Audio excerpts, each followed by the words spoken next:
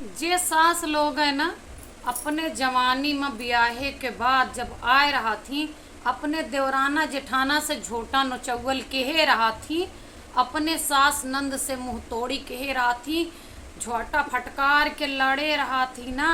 वही सास जब अपन पतो हावत है तो उनके आगे बैठ के बतावत ही कि हम अपने देवरानी जेठानी माँ केहू से मुंह तोड़ी नाय की हैं, कब्बो लड़े नाय नाय जा जिज्जी से पूछ ला नाय मुँह पर लाओ बुलाए के पूछाए जा, कब्बो केहू से खड़ी होई के नाय लड़ेन, केहू हमका आज तक ना नैहरे कुछ कह पाइस न ससुरे। और जब बात बात पर झगड़ा के रही वही यही शिक्षा दे थी। और जब कहूँ सच्चाई पतोहू के सामने आ जात है ना, तो कहा थी कि जो हमारे बेटुआ का मर्दवा देखे जरत नहीं तो का करी तो वही ऐसी शिक्षा दे थी। और जे नाय कह रही थी वो कुछ ना बोलती जैसे रह पाए।